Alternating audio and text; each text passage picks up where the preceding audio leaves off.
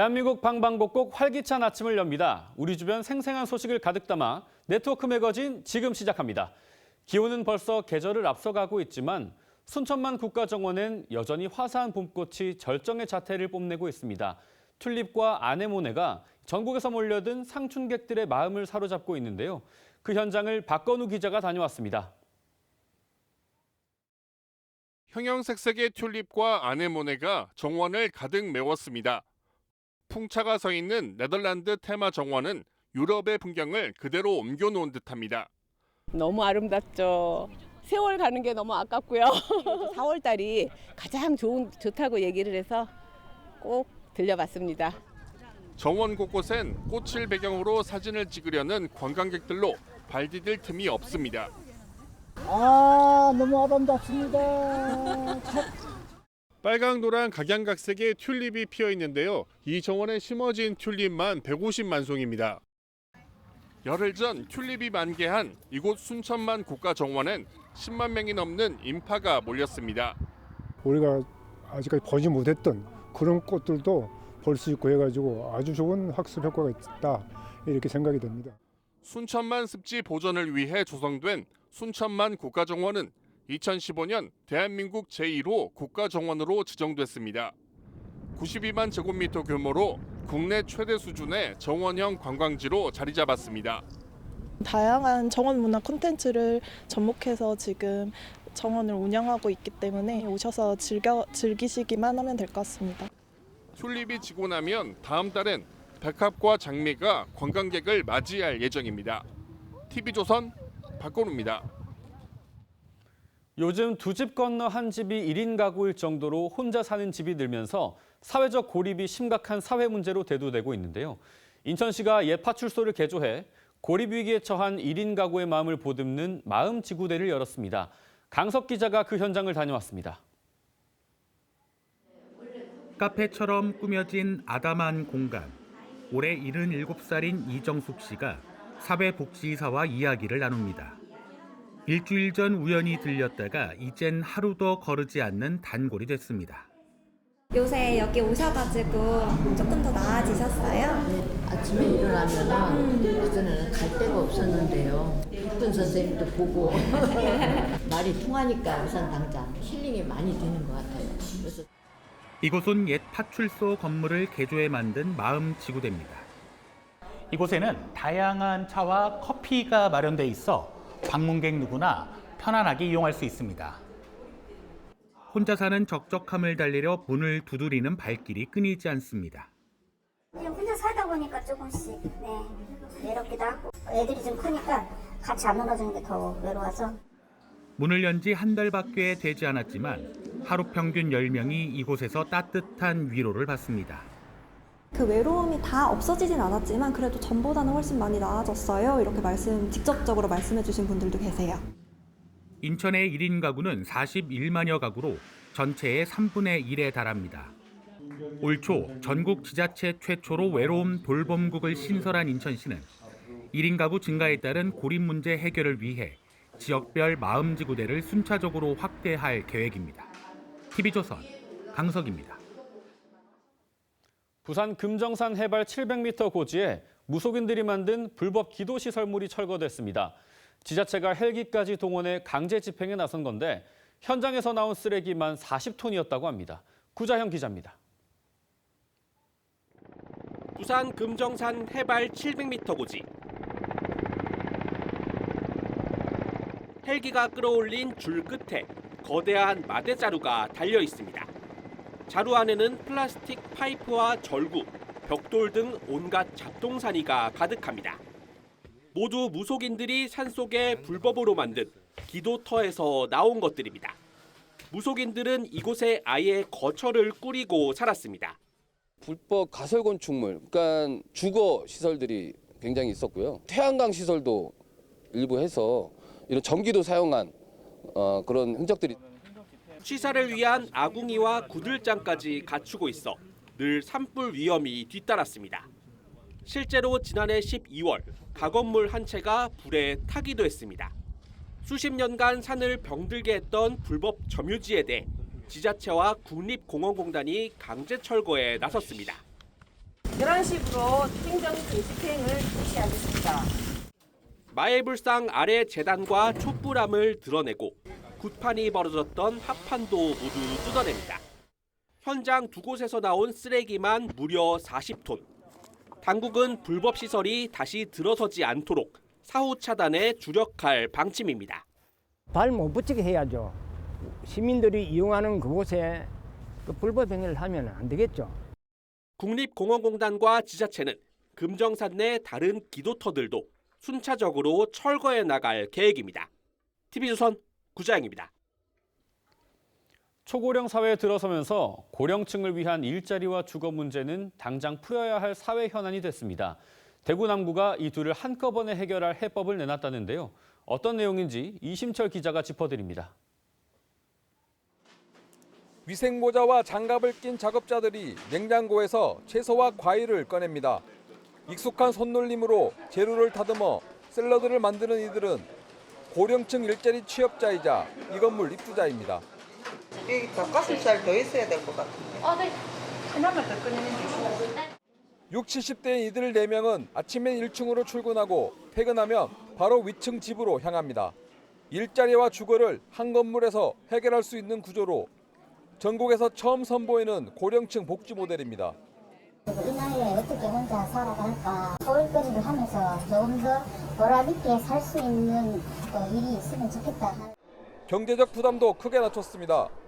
한 달 15만 원 안팎의 월세만 내면 되는데 이마저도 나중에 집을 나갈 때 자립 축하금 형태로 전액 돌려받을 수 있습니다. 일하는 고령층은 함께 지낼 이웃과 일자리를 얻고 업체는 신뢰할 수 있는 숙련 근로자를 얻을 수 있어 일거양득입니다. 시니어 일자리가 지역을 버티게 하는 힘이라고 느꼈습니다. 고객들에게 직접 납품을 하고 단체 주문을 받아서 운영할 수 있도록. 대구 남구청은 어르신 주거와 일자리를 하나로 엮는 복지 정책을 더욱 확대하기로 했습니다. 무주택 1인 가구라면 누구나 신청 가능한 이름체는 최대 4년까지 머물 수 있습니다. TV조선 이심철입니다. 지난 열흘간 대전 도심을 긴장시켰던 늑대 늑구는 다시 동물원으로 돌아갔습니다. 하지만 맹수 탈출이라는 상황마저 하나의 놀이처럼 즐기는 이른바 늑구 신드롬은 우리 사회에 묵직한 과제를 남겼는데요. 차순우 기자가 늑구 신드롬이 남긴 명암을 살펴봤습니다. 열화상 카메라에 노랗게 빛나는 물체. 동물원을 벗어나 농가를 자유롭게 활보하는 늑대, 늑구입니다. 열흘간 이어진 늑구의 탈주극은 마침표를 찍었지만 일단 빨리 옮길게요. 우리 사회엔 적지 않은 과제가 남았습니다. 시민들은 실시간 동선을 공유하며 마치 게임하듯 늑대를 쫓았고 온라인에선 늑구 이름을 딴 가상화폐와 패러디물이 쏟아졌습니다. 맹수 탈출이란 아찔한 상황마저 놀이처럼 소비된 겁니다. 사진 봤는데 생각보다 안 무섭게 생겨서 좀 친근해진 것 같아요. 사람들이 좀 귀여워하는 것 같아서 저도 그렇게 생각한 것 같아요. 관심이 받는 거를 웬만하면 사람들이 다 좋아하니까 관심 받으려고 올리는 것 같아요. 대중은 늑구 탈출을 각자의 시선으로 받아들였습니다. 우리를 벗어나 야산을 누비는 모습에 대리만족하며 열광했고 사살 대신 포획을 요구하며 달라진 동물권 인식을 보여주기도 했습니다. 하지만 이 과정에서 가짜 정보도 판을 쳤습니다.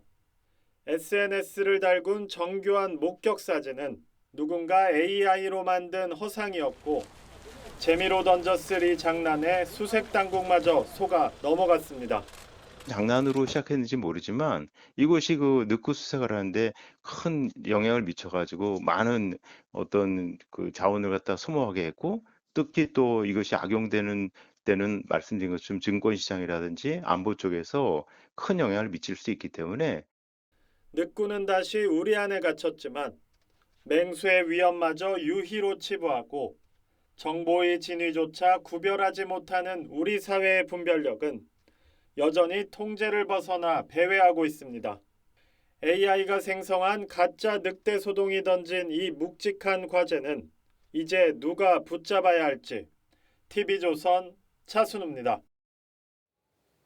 조선업 호황에도 경남 거제시의 경기 침체는 좀처럼 풀리지 않고 있는데요. 한화오션이 지역 청년 채용에 나서면서 지역 경제 회복의 마중물이 될 수 있을지 주목됩니다. 이성진 기자가 보도합니다. 경남 거제대학교 실습실입니다. 학생들이 선박 용접 기술을 익히느라 여념이 없습니다. 1990년 당시 대우그룹이 설립한 이 학교는 졸업생 대부분이 대우조선과 삼성중공업에 취업하며 지역 산업의 핵심 인력 공급처 역할을 해왔습니다. 하지만 2008년부터 이어진 조선업 불황에 외국인 노동자 채용까지 늘면서 지역 청년들의 취업 문턱은 갈수록 높아졌습니다. 작년에 그 한화오션에 한 명의 학생이 취업이 됐던 것으로 제가 기억하고 있고요. 이런 가운데 한화오션이 내년부터 거제대학과 거제공업고등학교 학생들을 각각 10명씩 해마다 20명을 우선 채용하기로 했습니다. 취업난을 겪던 학생들은 크게 반깁니다. 지역 청년 인재들이 이 거제라는 지역에 남아 약간 같이 지역과 같이 성장할 수 있는 발판이 되었으면 좋겠습니다. 한화오션 측은 이들을 현장 실무를 넘어 숙련 기술을 전수할 미래형 인재로 키울 계획입니다. 이 인력들을 통해서 이제 해외 거점에서도 충분히 숙련이 이제 전파될 수 있도록 그런 그 교육 커리큘럼을 개발할 예정입니다. 거제대와 거제공고는 한화오션 현장에서 바로 적용할 수 있는 실무 역량 과정을 한층 강화하기로 했습니다. 거제시는 이번 지역 인재 채용이 침체된 지역 경제 회복의 마중물이 될 것으로 기대하고 있습니다. TV조선 이성진입니다. 재건축을 하고 싶은데 돈이 문제인 일기 신도시를 위해 성남시가 지갑을 열었습니다. 성남시는 분당을 포함해 중원과 수정구 등에 2040년까지 기반시설 확충과 이주비 이자 등 명목으로 2조 원을 투입하기로 했습니다. 김승돈 기자입니다. 준공 30년을 넘긴 분당의 한 아파트 단지입니다. 재건축을 추진 중이지만 신도시라는 특수성과 막대한 초기 비용 탓에 첫 삽을 뜨기가 쉽지 않습니다. 기반시설 설치 비용도 상당히 많이 드는 것 같고요. 또 이주에 대해서도 사람들이 되게 걱정을 많이 하는데 성남시가 정비사업 문턱을 낮추기 위해 나섰습니다. 오는 2040년까지 관내 재건축 재개발 사업에 2조 원 규모의 재원을 투입하기로 한 겁니다. 지원 대상에는 성남에서 상대적으로 노후화된 수정구와 중원구, 그리고 분당 신도시까지 포함됐습니다. 시는 우선 정비계획 수립을 위한 용역비와 이주비 대출 이자 등 7,400여억 원을 지원합니다. 도로와 상하수도 등 공공기반시설 구축에도 1조 원 가까운 예산을 배정했습니다. 시민 여러분의 부담을 덜고 보다 안정적으로 정비사업에 참여할 수 있도록 문턱을 낮추겠습니다. 성남시는 건축과 교통 등을 한꺼번에 처리하는 통합심의를 도입해 복잡한 절차를 간소화하고 사업 속도를 높인다는 계획입니다. TV조선 김승돈입니다.